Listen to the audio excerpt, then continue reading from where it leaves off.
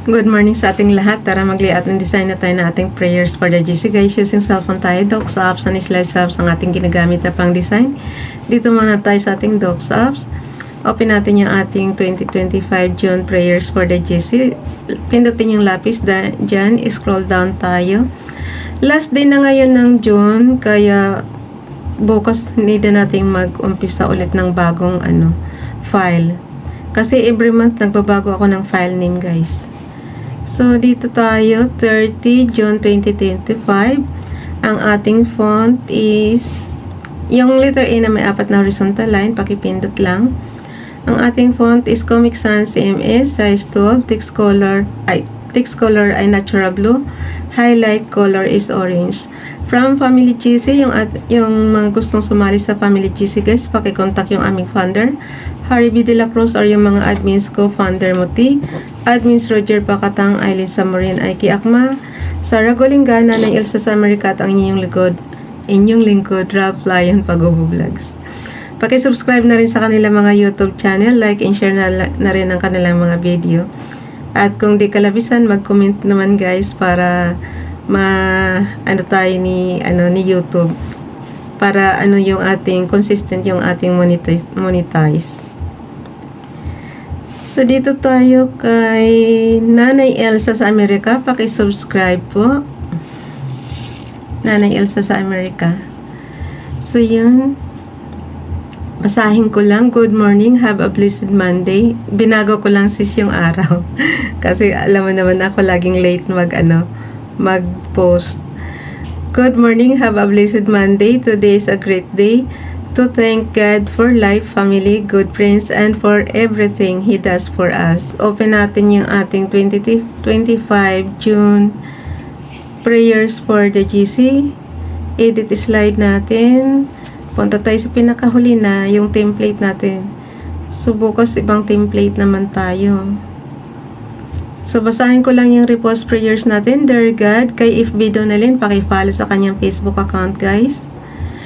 Prayer for today. Dear God, I praise you and thank you for all your amazing ways today. I thank you for blessing me with wisdom and understanding. Thank you for carrying me to fulfill the plan you have for my life. May you answer me in my distress. May you give me the desire of my heart. In Jesus' name, Amen. Dito naman tayo kay Princess Diane Channel. Come unto me, all ye that labor and are heavy laden, and I will give you rest. Matthew chapter 11 verse 28. Paki-subscribe guys, Princess Diane Channel.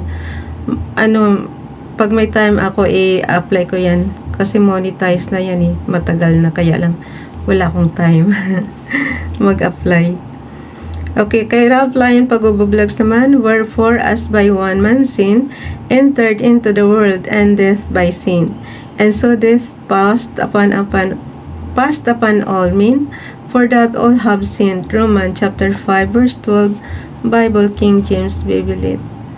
Okay. So, punta tayo dito sa ating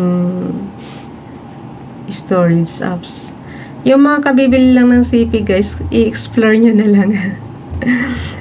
Tapos, yung mga hindi din marunong magdasal naman, nyo na lang din, mangupyo na lang din kayo doon sa Google. Tapos, nyo na lang, pagkakopya nyo, dagdagan nyo na lang ng sarili nyong kahilingan kay Father God. Yun. Kasi iba-iba tayo ng mga hiniling kay Father God Ako, basta ako good health lang sapat na. So, dito tayo. Ito na siya. Late na nga ako ngayon lagi sa Pilipinas magbablog Kasi ayun, 30 June.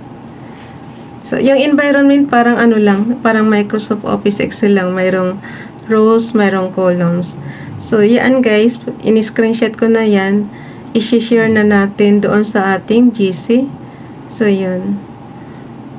Okay. So, lalagyan lang ng headings. Diba, pagka mo sa picture, mo lang share, tapos piliin mo yung chats. Tapos, yun. So, Lagay lang natin 30 June 2025, prayers for the Jesus from YTC's Nanay Elsa sa America. Repost prayers, Rob Lion Pagubo Vlogs, Princess Dayan Channel, and FB Donalyn. Happy Monday everyone. Always be in good health, happy and safe. Good vibes and God bless us. Amen. So yun. Pinasa na natin sa GC natin. And then, ayan. Pasa na natin yan.